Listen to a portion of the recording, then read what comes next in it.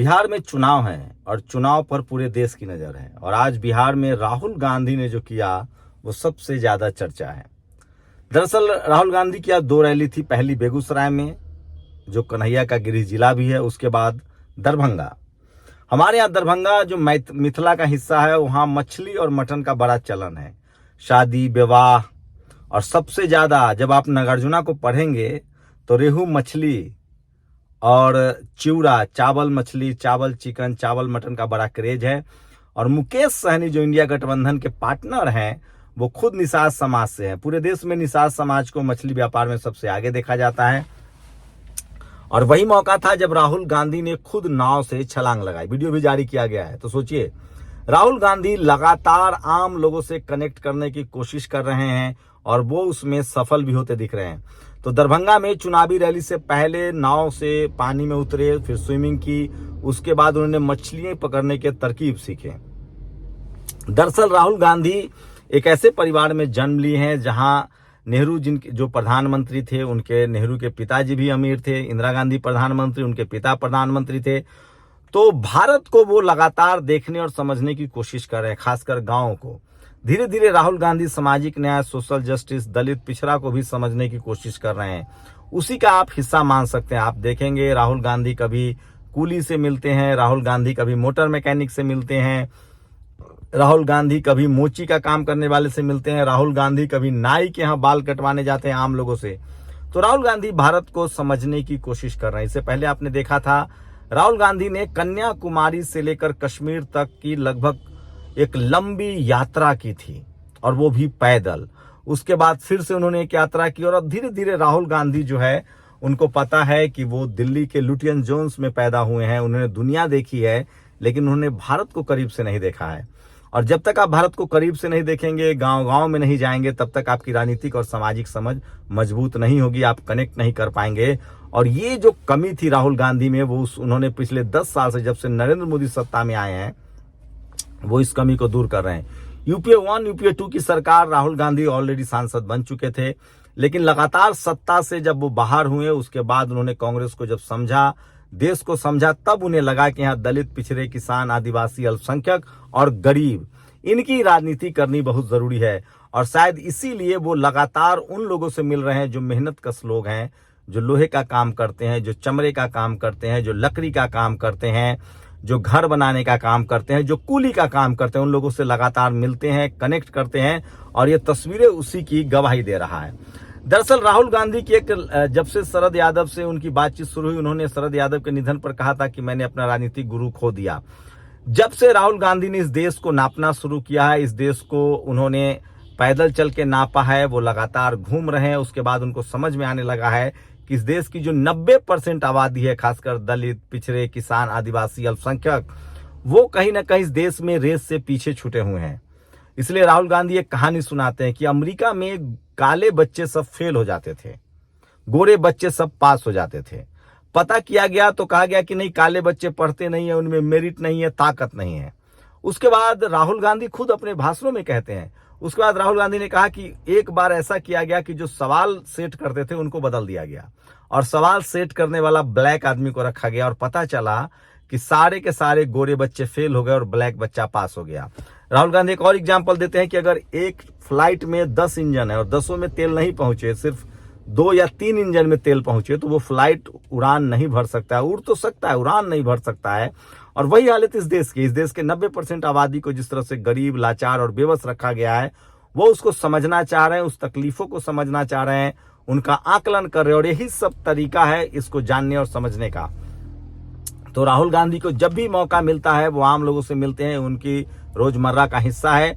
इतना ही नहीं, राहुल गांधी सिर्फ चुनाव है इसलिए पॉलिटिकल स्टंट कर रहे हैं, ऐसा नहीं कह सकते हैं, क्योंकि पिछले दो सालों से तो मैं जानता हूं, 2024 चुनाव से पहले से अनिल जय हिंद जो ओबीसी मोर्चा के राष्ट्रीय अध्यक्ष हैं, या फिर जो एससी डिपार्टमेंट के चेयरमैन हैं, और तमाम पिछड़े, अति पिछड़े, दलित, महादलित नेताओं से वो मिल रहे हैं।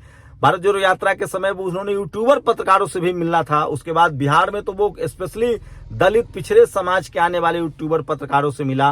तो राहुल गांधी अपने सोच का दायरा बड़ा कर रहे हैं। वो लगातार भारत की मिट्टी को, भारत की भाषा को, भारत की पानी को समझने की कोशिश कर रहे हैं। और इसमें वो सफल होते भी दिख रहे हैं। इसी के बाद राहुल गांधी ने सामाजिक न्याय का जो बीड़ा है वो अपने कंधों पर उठाया है।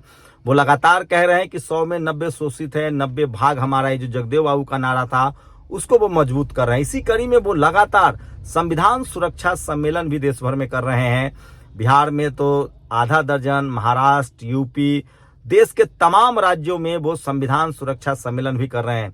तो जो गरीब लोग हैं, जो दलित, पिछड़ा, आदिवासी, किसान, अल्पसंख्यक, ये तो गरीब हैं ही, जनरल में भी जो गरीब हैं उनसे भी वो कनेक्ट करने की कोशिश कर रहे हैं।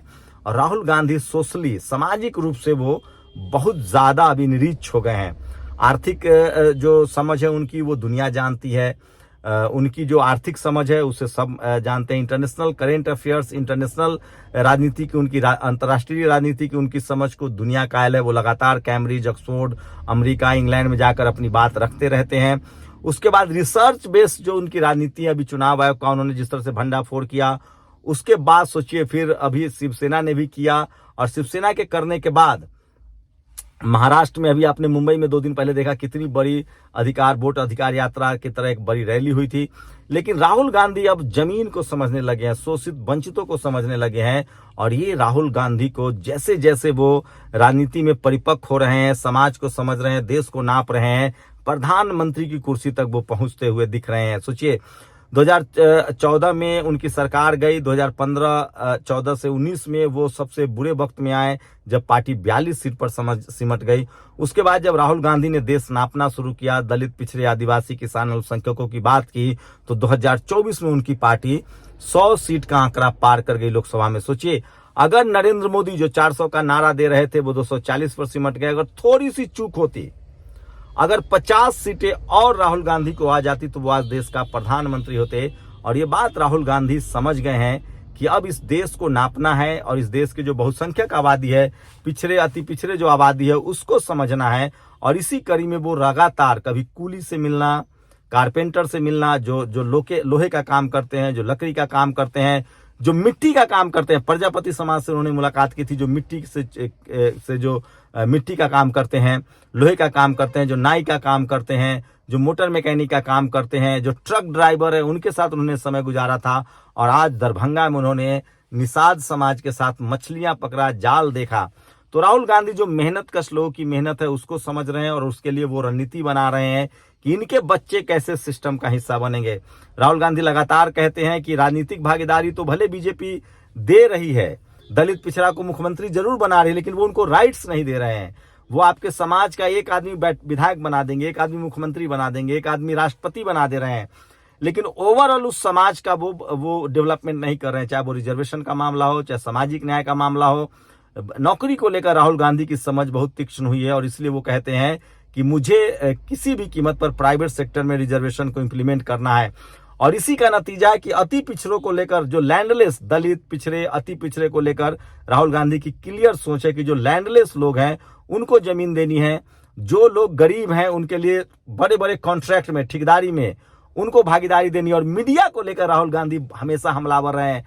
कभी भी कोई दलित पिछड़ा नेता इस तरह से सवाल नहीं पूछ पाया, मीडिया को काउंटर नहीं कर पाया कि आप हाथ उठाइए कि आप में से कितने दलित, पिछड़ा, किसान, आदिवासी और अल्पसंख्यक समाज के पत्रकार हैं।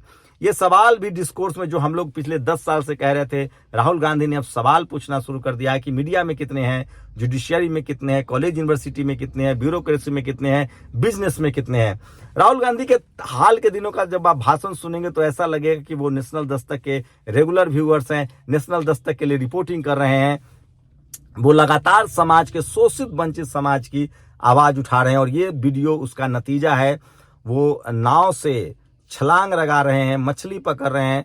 दरअसल राहुल गांधी इस देश को अब समझने लगे हैं, इस देश के मर्म को समझने लगे हैं। लेकिन राहुल गांधी में और बाकी लोगों में एक फर्क है।